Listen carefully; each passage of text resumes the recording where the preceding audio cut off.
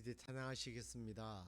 나 무엇과도 주님을 바꾸지 않으리. 함께 찬양하시겠습니다.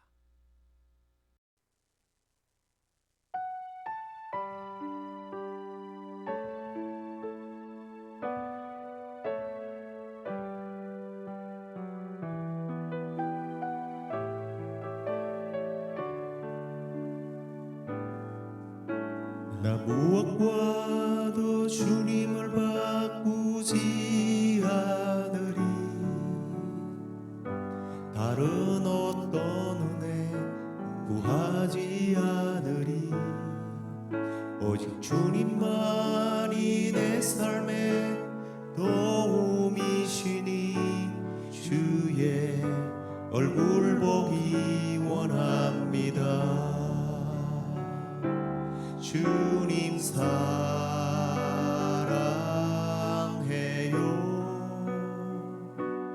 온 마음과 정성 다해 하나님의 신실한 친구 되기 원합니다. 주님 사랑해요.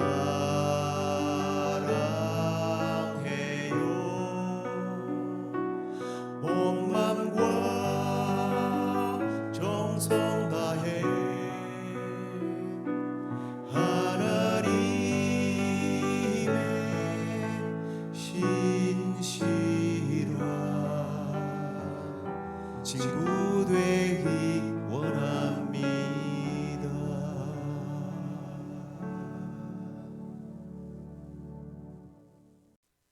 다 함께 사도신경으로 신앙 고백드리겠습니다.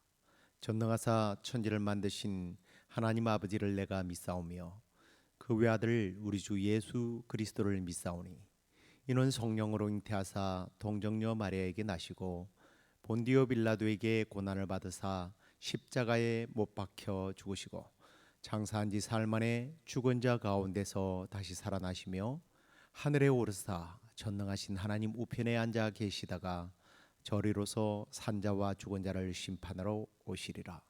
성령을 믿사오며 거룩한 공회와 성도가 서로 교통하는 것과 죄를 사하여 주시는 것과 몸이 다시 사는 것과 영원히 사는 것을 믿사옵나이다.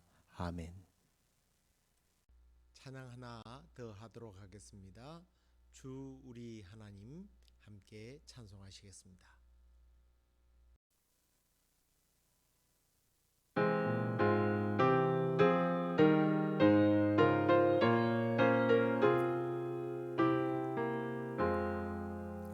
주 우리 하나님 하늘에 계시니 온천하 만민 주 앞에 찬송하네.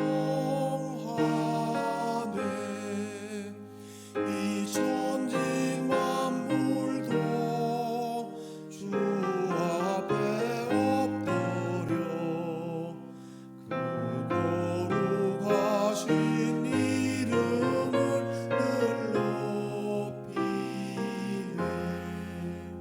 주 언약하신 것 끝까지 지키니 저 하늘나라 향하여 곧 가리라. 주 얼굴 배울 때 내 마음이 기쁘고 영원히 주의 영광을 찬양하네.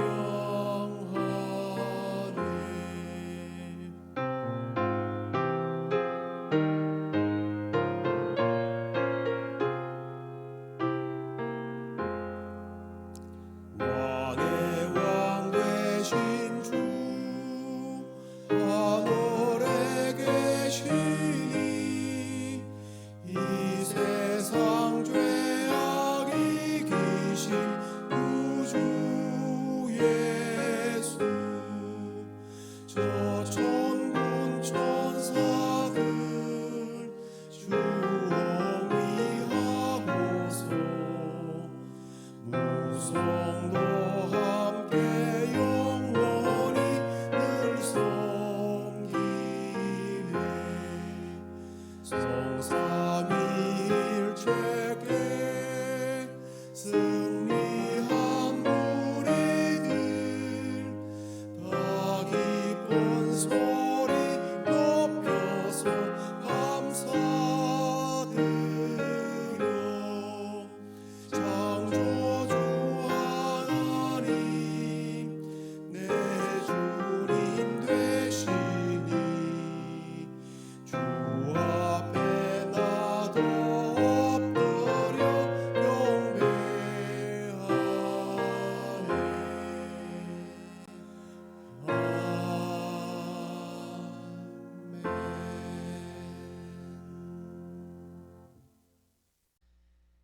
하나님 말씀 함께 읽도록 하겠습니다. 출애굽기 20장 4절에서 6절 말씀입니다. 너를 위하여 새긴 우상을 만들지 말고 또 위로 하늘에 있는 것이나 아래로 땅에 있는 것이나 땅 아래 물속에 있는 것의 어떤 형상도 만들지 말며 그것들에게 절하지 말며 그것들을 섬기지 말라. 나 내 하나님 여호와는 질투하는 하나님인즉 나를 미워하는 자의 죄를 갚되 아버지로부터 아들에게로 3, 4대까지 이르게 하거니와 나를 사랑하고 내 계명을 지킨 자에게는 1000대까지 은혜를 베푸느니라. 아멘. 자, 오늘은 하이델베르크 제35주일 선언 내용을 함께 나누도록 하겠습니다. 먼저 96번째 질문을 보시기 바랍니다. 이 계명에서 우리를 향하신 하나님의 뜻은 무엇입니까? 네, 어떤 형태로든 하나님의 형상을 만들지 말고 하나님의 말씀이 명령하지 아니한 어떤 방법으로든지 그를 섬기지 말라는 것입니다. 제2 계명은 조금 전에 우리가 읽었습니다마는 너를 위하여 새긴 우상을 만들지 말라라고 하는 내용이죠. 여기서 우리가 먼저 이런 문제를 한번 제기하고 싶습니다. 사람들은 왜 우상을 만들까 하는 겁니다. 물론 많은 이유가 있겠죠. 하지만 한 3가지 정도만을 요약해 보면 그 안에 다 이런 이유가 들어 있는 것 같아요. 첫 번째는 우리 인성이 부패했기 때문입니다. 다르게 말하면 죄로 말미암아 타락했다라는 거죠. 우리 부패한 인간은요, 죄를 지었기 때문에 죄가 없으신 하나님을 떠나고자 하는 마음이 있습니다. 피하는 거죠. 그런데 이것으로 끝나지 않아요. 우리의 부패한 심령은 하나님께 대하여 대항하려 한다는 겁니다. 그런데 우리의 인간은 본능적으로 하나님이 위대하시고 강한 분이라는 것을 인지하고 있습니다. 그러다 보니까 하나님을 떠나게 되면 하나님으로부터 어떤 징계를 받을 것이다라는 것을 우리의 그 본능으로 알고 있습니다. 그렇다면 그 하나님의 징계로부터서 자신을 보호해 줄 누군가가, 존재가 필요하다라는 거예요. 그래서 시편 기자는 이와 같은 인간의 심성을 이렇게 말합니다. 악인은 그의 교만한 얼굴로 말하기를 여호와께서 이를 감찰하지 아니하신다 하시며 그의 모든 사상에서 하나님이 없다 하나이다. 악인들, 곧 부패한 인간의 본성은요, 얼굴이 교만해져서 하나님께서 나를 돌아보지 않는다, 하나님과 가까이 하는 게 싫은 겁니다. 그러면서 하나님을 없다라고 자꾸 말하고 싶어 하는 거예요. 그런데 하나님이 없다라고 말하고 싶지만 한편으로 보면 본능은 뭡니까? 하나님이 있다라는 겁니다. 그래서 하나님을 대적할 만한 뭔가의 신적인 존재가 있어서 좀 이상합니까? 하나님으로부터 나를 보호해 달라는 겁니다.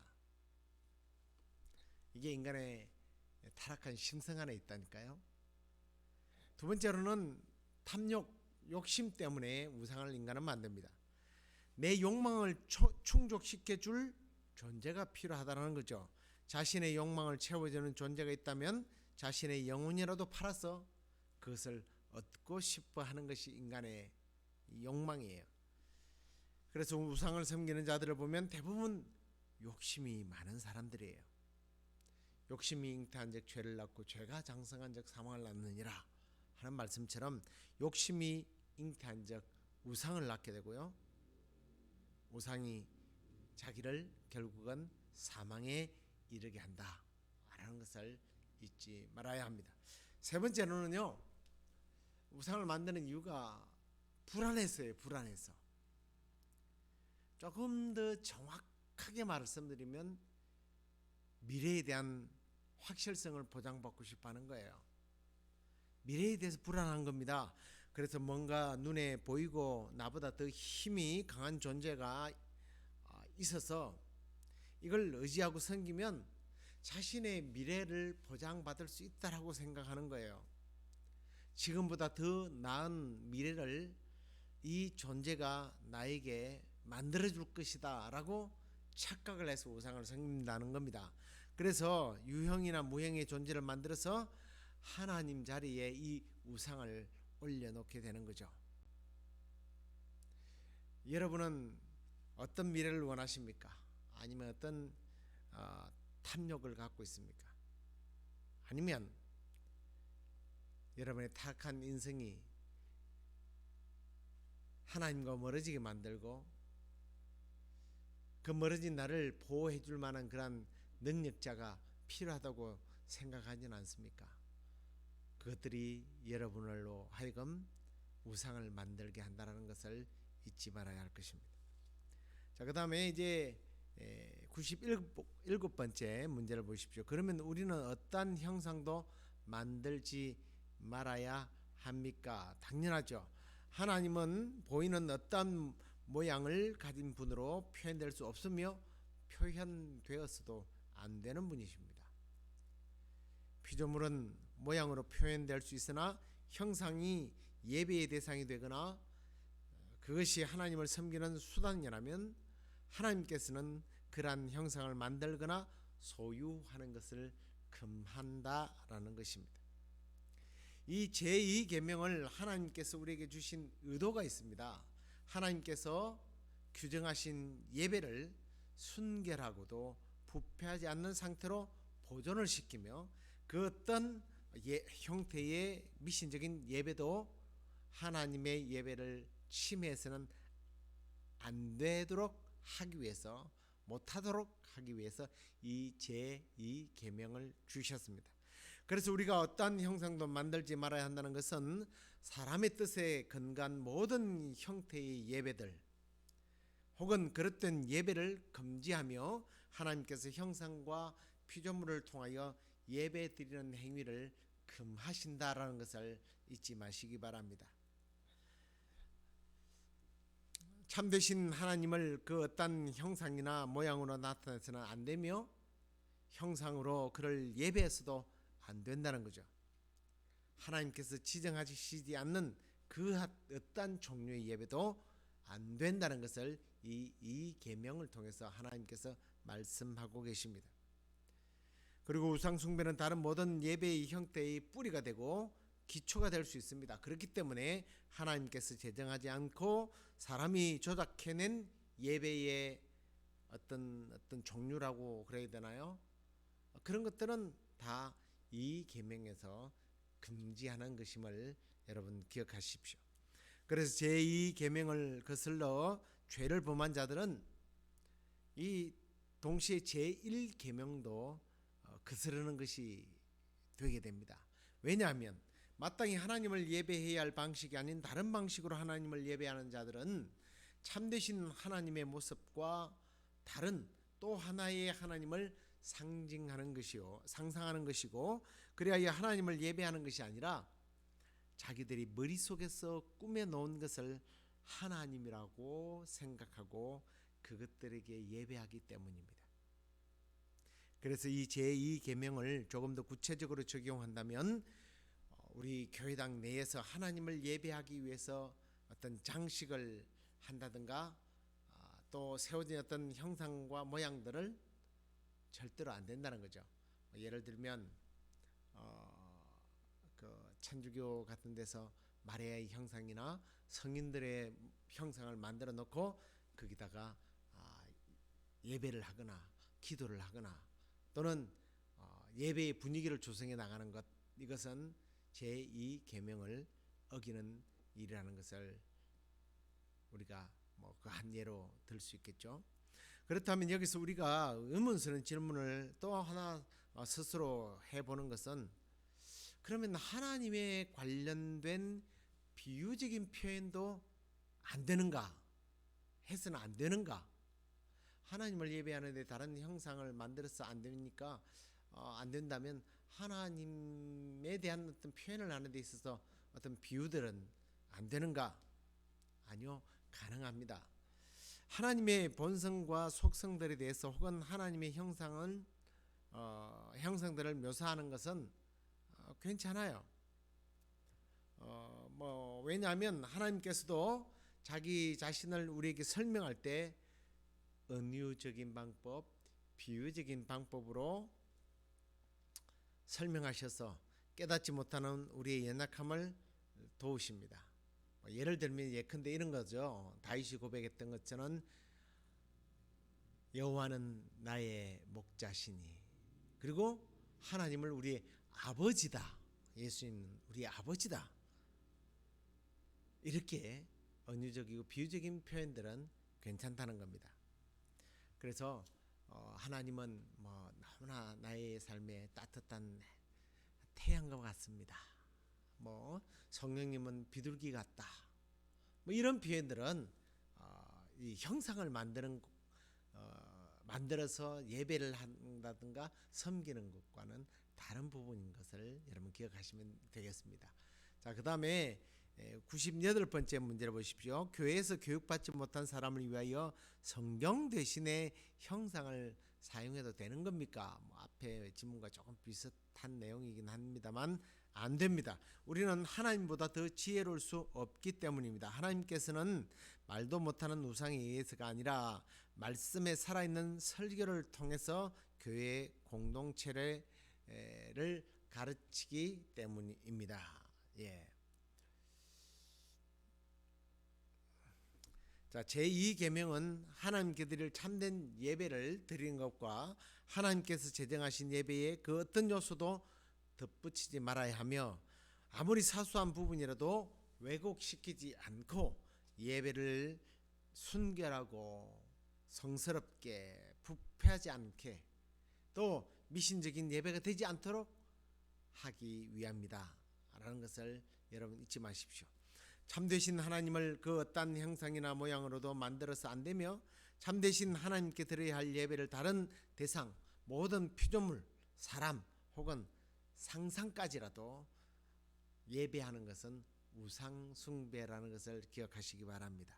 그리고 이제 우리는 제2계명에 덧붙인 교훈에 대해서 우리가 또 함께 좀 살펴볼 필요가 있습니다. 우리가 읽었던 그 말씀 보면 제2계명에는 다음과 같은 교훈이 덧붙여져 있었죠. 그게 뭡니까? 나 내 하나님 여호와는 질투하는 하나님인즉 나를 미워하는 자의 죄를 갚되 아버지로부터 아들에게로 3, 4대까지 이르게 하거니와 나를 사랑하고 내 계명을 지킨 자에게는 1000대까지 은혜를 베푼다라는 말씀 있지 않습니까? 이게 이제 덧붙여진 어떤 교훈적인 말씀인데요. 이 말씀들은 5가지를 좀 우리에게 교훈하고 있습니다. 첫 번째는 하나님은 자신을 내 하나님, 곧 우리 하나님이라고, 나의 하나님이라고 말씀을 하십니다. 그분은 우리의 창조주시며 보존자로서 우리가 누려온 모든 선한 것들을 주시는 분이시다라는 뜻을 가지고 있습니다. 이라여 그분은 우리에게 은혜를 베푸시는 그러한 좋으신 분이기 때문에, 다른 편으로 생각해 보면 그런 좋으신 분에게 순종하지 않는 것이 얼마나 비열하고 배은망덕한 짓인지를 우리에게 말씀해 주고 있습니다. 그 다음에 두 번째로는 하나님은 자기 자신을 능력의 하나님이라고 말씀하고 계신다는 거예요. 그래서 악인을 벌하시고 순종하는 자에게는 상 주시는 하나님이심을 말씀하고 있습니다. 그렇기 때문에 그 누구보다도 하나님을 우리가 두려워하고 더 나아가 가서 예배해야 된다라는 것을 말씀하고 있습니다. 그 다음에 세 번째로는 하나님께서 자신을 뭐라고 그러냐면 나는 질투하는 하나님이다 라고 말씀하십니다. 이렇게 말씀하시는 것은 자신의 존귀를 지극하고도 철저하게 보존하시고 드러내시며 또 자기에게서 이탈하거나 자기의 존재, 자신의 어떤 존귀함을 훼손시키는 자들에게 대해서 굉장히 불쾌하게 여기시는 분이심을 말씀하고 있는 거죠. 그리고 여러분 한편으로 보십시오. 질투나 분노는요 사실상 하나님의 사랑에서 나오는 것이라는 겁니다. 하나님께서는 자기가 얼마나 열정적으로 나를 사랑하고 계신다는 것을 잘 드러내는 부분이 질투하는 하나님이시다라는 표현이라는 것을 여러분 기억하시면 되겠습니다. 그 다음에 이제 네 번째로는요, 이 말씀은 하나님은 자기 자신을 미워하는 자들의 죄를 아버지로부터 아들에게까지 3, 4대까지 갚으시겠다라고 말씀하십니다. 이 말씀 속에서 하나님께서는 죄에 대해서 그분의 진노와 형벌의 심각성을 말씀해 주고 있습니다. 하나님께서 3, 4대까지 죄를 갚으신다라고 하면 여러분 당대에도 힘든데 3, 4대까지 하나님 갚으시면 얼마나 무슨 형벌입니까? 그런데 하나님께서 3, 4대까지 죄를 갚으신다고 하는 것은 그들이 조상들의 죄들을 다시 범함으로써 그 죄들을 모방하고 인정하지 못하도록 하시겠다고 하는 의도가 들어있는 겁니다. 하나님께서 니들 다 죽여버리겠다, 없애버리겠다 이런 의미보다 그 우리 조상들이 짓고 실수했던 것이 얼마나 큰 범죄인가를 가르쳐주면서 너희들이 그 죄를 범하지 말아야 된다라는 것을 말씀해주고 있는 거예요. 그 다음에 이제 마지막으로 다섯 번째는 그는 자신이 그분을 사랑하고 그의 계명을 지키는 자들에게 천대까지 은혜를 베푸시는 하나님이라고 선언하고 있다는 것에 우리가 좀 주목해 볼 필요가 있습니다. 앞에는 3, 4대까지 이르러서 벌을 줬지만 하나님의 법은 3, 4대지만 하나님의 복은 몇 대까지요? 1000대까지 주신다는 거예요. 얼마나 비교가 안 되는 복이죠. 하나님께서는 이 약속을 통해서 자신의 긍휼하심을 극히 높여주시고 그리고 그분의 긍휼하심이 얼마나 큰가에 대해서 우리 자신들이 생각해 보도록 만든 거예요.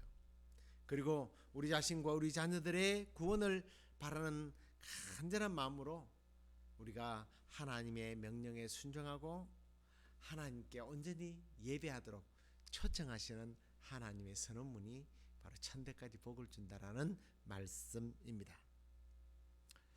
그리고 그분이 경고하시는 형벌이 3, 4대에 미치는 반면 그분의 사랑에 대한 보상은 천대까지 미치게 된다는 것을 말씀함으로써 하나님은 진노보다는 형벌보다는 긍휼히 여기시고 자비를 베푸시며 우리에게 상 주시고 우리에게 은혜 주시기를 더 기뻐하시는 분이심을 말씀해 주고 있습니다. 그래서 하나님을 더 많이 사랑하고 하나님을 더 많이 예배하도록 하나님께서 우리에게 교훈하고 있습니다.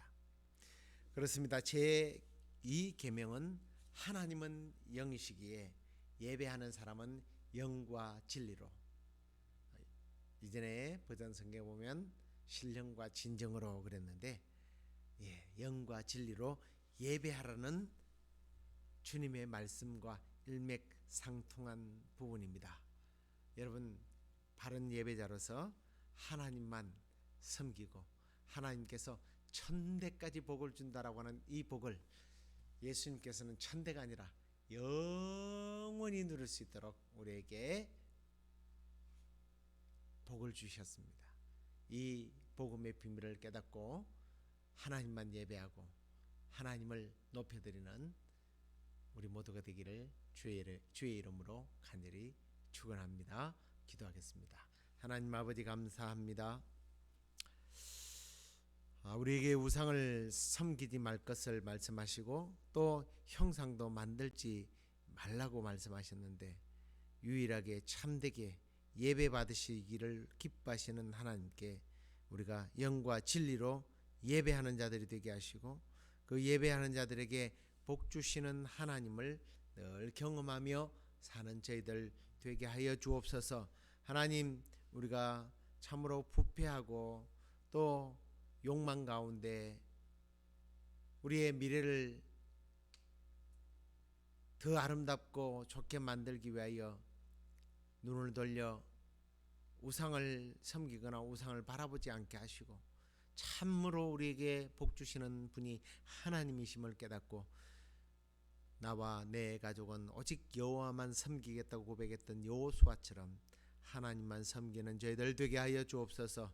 오늘 이제 선교를 앞두고 마지막으로 점검을 하며 또 모임을 가는 우리 모임들 가운데 주께서 함께 하시고 이번 선교를 통하여 주님께서 예비하시고 주님께서 또 복 주시기로 약속한 자들, 구원하기로 약속한 자들이 주님 앞으로 달려오는 역사가 일어날 수 있도록 주님 함께 해주시고 우리 선교대원들이 가는 길 오는 길 안전을 지켜주시며 또 그곳에서 복음을 전하는 데 귀하게 쓰임 받을 수 있도록 건강의 복과 은사까지 허락해 주시옵소서. 그렇게 해 주시기를 소망하옵고 예수 그리스도의 이름으로 기도드리옵나이다. 아멘. 하늘에 계신 우리 아버지여, 이름이 거룩히 여김을 받으시오며 나라의 임하옵시며 뜻이 하늘에서 이루어진 것 같이 땅에서도 이루어지이다. 오늘날 우리에게 일용할 양식을 주옵시고 우리가 우리에게 죄의 지은자를 사하여 준 것 같이 우리 죄를 사하여 주옵시고 우리를 시험에 들게 하지 마옵시며 다만에게서 구하옵소서. 대개 나라와 권세와 영광이 아버지께 영원히 있사옵나이다. 아멘.